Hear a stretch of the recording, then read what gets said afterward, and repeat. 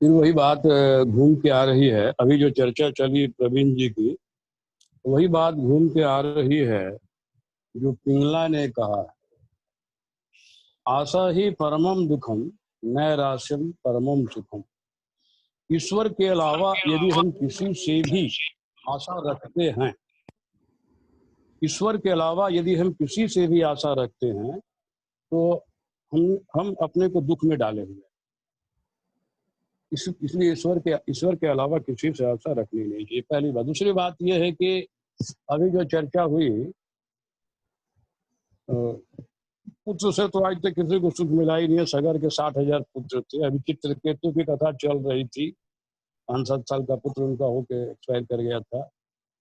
राजा अंग की कथा भागवत में है, उनका लड़का बेल हुआ है। बेल जो है वो इतना दुष्ट हो गया है कि राजा अंग राजपाट सब आसक्ति छोड़ के और जंगल में तपस्या करने चले गए हैं। उन्होंने अपनी भगवान को धन्यवाद भी दिया है। दुष्ट पुत्र को एक तरह से धन्यवाद भी दिया जा सकता है। संतों की वाणी कि कम से कम आसक्ति वो 1 मिनट में छुड़ा देता है। हमारी जो आसक्ति संसार में लगी हुई है, वो आसक्ति 1 मिनट में छुड़ा देता है। आत्मदेव को आप लोग देख ही लिए हैं शुरुआत में भागवत के, कि आत्मदेव को धुंधकारी से कितना सुख मिला। इसलिए हमें अपने सुख की आशा ईश्वर पर ही करनी चाहिए, पहली बात। दूसरी बात यह है कि ये चर्चा कई बार हो चुकी है कि कोई भी संसारी मनुष्य यदि परिवार में भी है, तो चाहे जितना भी अच्छा हो, जैसे चीनी मिठाई होती है ना, चीनी को जब भी खाइए वो 24 घंटा मीठे लगे। सुबह खाइए, दोपहर खाइए, शाम खाइए, दूसरे दिन खाइए, वो हमेशा मीठी लगेगी। लेकिन परिवार का कोई भी सदस्य ऐसा नहीं है कि जो 4 दिन मीठा रहे तो एक दिन वो तीखा न हो। ऐसा हो ही नहीं सकता है, क्योंकि इसी का नाम बंधन है।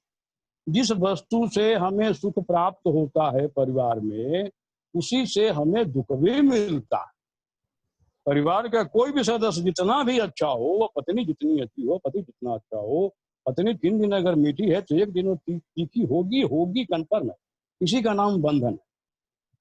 और दूसरी बात यह है कि ये भी बात हो चुकी है कि कोई भी मनुष्य जब तक वो परम सुख नहीं पा जा रहा, भगवान का लवलेश आनंद भी नहीं पा जा रहा है, तब तक वो अपने लिए ही प्रयास करेगा। चाहे वो पुत्र हो, पत्नी हो, पति हो, ये घर के जितने भी सदस्य हैं या बाहर के जितने भी सदस्य हैं, वो दूसरे के बारे में कभी सोचेंगे ही नहीं। ये तो हमारे उपनिषद में ये कहा गया है ना, वो मंत्र फिर हम दोहरा दे रहे हैं। उपनिषद में कहा गया है कि नवा अरे पत्तु कामाय पति प्रियो भवति, आत्मनस्तु कामाय सर्वम प्रियम भवति। कोई भी संसारी मनुष्य दूसरे संसारी मनुष्य के सुख के लिए कभी कर्म कर ही नहीं सकता है, ये उपनिषद कह रहा है। केवल वो जब भी कर्म करेगा अपने सुख के लिए ही कर्म करेगा, इसलिए कि उसकी समस्या का समाधान हुआ नहीं है। समस्या का समाधान तब होता है जब भगवान वाला सुख मिलता है, परम सुख प्राप्त होता है। वो जब तक किसी को नहीं मिल जाएगा, वो दूसरे के करने का तो छोड़ दीजिए महाराज, जो दूसरे के बारे में सोचेगा भी। तो एक परिवार के अंदर भी यही स्थिति है। परिवार के अंदर भी कोई भी मनुष्य एक दूसरे को सुख देने में नहीं लगा है, सब एक दूसरे से सुख लेने में लगे रहते हैं। वो मूर्ख बना रहे हैं एक दूसरे को कि हम तुम्हारे सुख के लिए कर्म कर रहे हैं, तुम्हारे सुख के लिए हम दिन रात मरते हैं। बिल्कुल झूठ, सफेद झूठ है। कोई भी मनुष्य दूसरे मनुष्य के, चाहे वो परिवार का ही क्यों ना, उपनिषद कह रहा है कि दूसरे मनुष्य सुख, दूसरे के लिए सुख के लिए कोई कर्म कर ही नहीं सकता, सोचेगा नहीं। करने का तो बात ही छोड़ दी। वो अपने सुख के लिए दूसरे को कितना दुख हो रहा है, कितने का कष्ट हो रहा है, किसका वो मर्डर कर दे रहा है, इससे उसका कोई मतलब नहीं। वो अपने को सुखी करने का प्रयास करेगा तब तक, जब तक उसका अपना सुख, परमानंद वाला सुख, परम सुख नहीं मिल जा रहा। ये मिलने के बाद ही कोई व्यक्ति, तो चाहे परिवार का हो या परिवार के बाहर का हो, वो दूसरे के बारे में सोचेगा और करेगा। लेकिन जब तक अपनी समस्या बनी हुई है, तब तक वो दूसरे के बारे में क्या करे। जब मनुष्य अपने ही दुख की गठरी ढो रहा है, तो दूसरे की गठरी वो कहाँ से अपने सर पे लेगा, ले ही नहीं सकता है। तो दीजिएगा तो फेंक देगा। तो चाहे पुत्र रूप में हो, पत्नी रूप में हो, पिता रूप में हो, पति रूप में, किसी भी रूप में। इसलिए हमें परम सुख के बारे में ही हमेशा सोचना। अभी जो रामायण की चौपाई पढ़ी गई, अंत में भगवान कह रहे हैं कि जिनको भगवान से प्रेम नहीं है, जिनको हरि कथा अच्छी नहीं लगती है, उनके हृदय जो है पत्थर के होते हैं, पाषाण के होते हैं। इस बात को भगवान ने भागवत में भी कहा है, वीतम त्वतीर्थ कृतमंग वाचम विनाम मया रक्षति दुखा। भगवान कहते हैं कि सत्पात्र के प्राप्त होने पर भी दान न किया हुआ धन और मेरे गुणों से रहित वाणी व्यर्थ है। इनकी रखवाली करने वाला दुख के दुख ही भोगता है। सुखदेव मुनि भागवत में कहते हैं कि जो वाणी भगवान का गुणगान नहीं करती है, वो वाणी मेढक के समान टर टर करने वाली है। उसका कोई महत्व ही नहीं। मेढक दिन भर टर टर करता रहता है, उसका कोई महत्व नहीं। जो आंख भगवान का दर्शन करने के लिए लालायित न रहती हो, वो आंख मोड़ के पंखे पर बने हुए आंख के समान हो। जो हाथ भगवान के चरण कमलों का प्रणाम करने के लिए न हाथ झुकता हो नीचे, भगवान सुखदेव मुनि कहते हैं कि वो हाथ यदि सोने के जेवरों से लदा हुआ है तो भी वो मुर्दे का हाथ। अगर सुखदेव मुनि कहते हैं कि जो कान भगवान की कथा सुनने के लिए लालायित नहीं रहता है, वो कान सर्प के रहने का बिल है। रामायण में भी एक चौपाई है, श्रवण रंध यही भवन समाना, जिन हरि कथा सुनहि नहीं काना।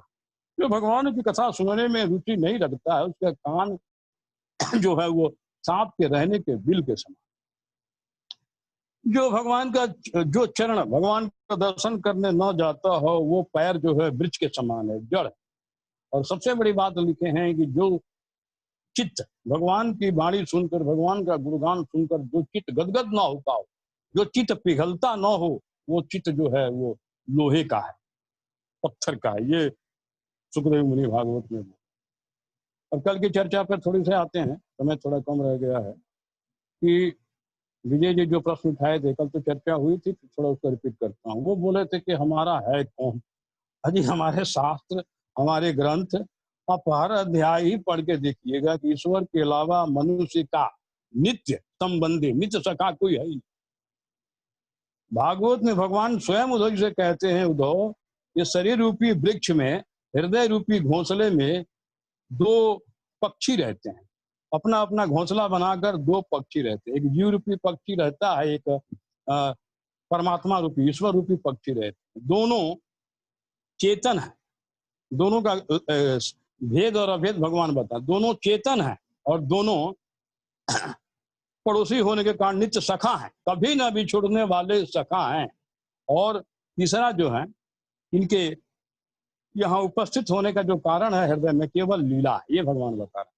इसके अलावा भी ये तो समानता हुई, अब विभिन्नता भगवान बता, समानता भगवान बता रहे हैं। कहते हैं कि जीव जो है ये संसार रूपी फल को भोगने लगता है, और भोगने के, संसार रूपी फल के भोगने के कारण वो सुख दुख पाने लगता है।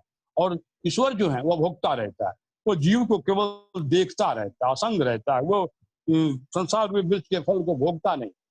इतनी समानता होने के बाद भी इससे बड़ी असमानता ये है कि ईश्वर जीव से ऐश्वर्य में, आनंद में, शक्ति में, सामर्थ्य में जीव से कहीं भी बढ़कर। तो जीव जो है अविद्या से युक्त होने के कारण संसार में बंध जाता है, अज्ञान के कारण, और संसार के सुख दुख भोगता रहता है। हालांकि आत्मा का कहीं बंधन है ना मोक्ष, आत्मा सबकी मुक्त है, चाहे अज्ञानी हो ज्ञानी हो।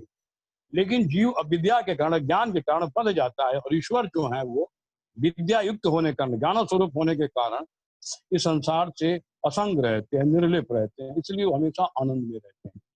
उसी स्थिति में हमें आना है, ताकि हम भी हमेशा आनंद में आए, और डेफिनेट आएंगे, निश्चित आएंगे, ये मान के चले।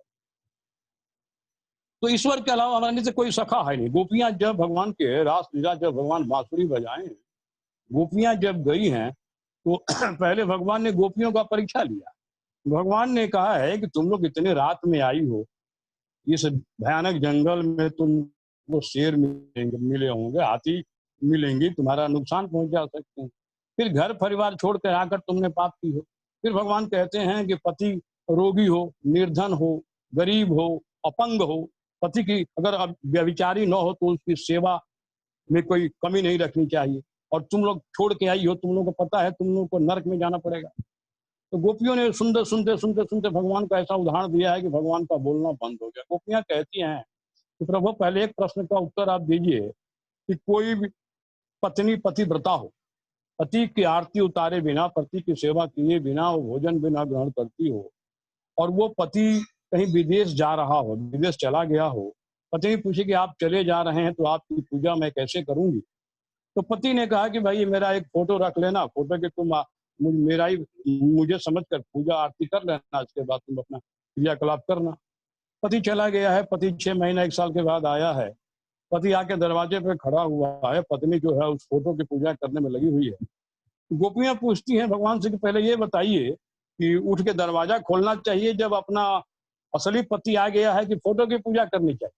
तो भगवान ने कहा कि नहीं नहीं, जब असली पति आ गया है तो नकली पति की पूजा करने की क्या जरूरत है? दरवाजा तुरंत खोलना चाहिए, पति को अंदर लाना चाहिए, पति की पूजा करनी चाहिए। तो गोपियों ने कहा कि महाराज फिर हमने गलती क्या की? सभी आत्माओं के पति आप परमात्मा होता वो आप हैं, ये तो जो हमारा नकली पति है ये हाड़ मांस का पति है, हमारा शरीर का पति है। तो इस नकली पति को छोड़कर यदि हम अपना असली पति के पास आ गए हैं तो हमने क्या नुकसान कर?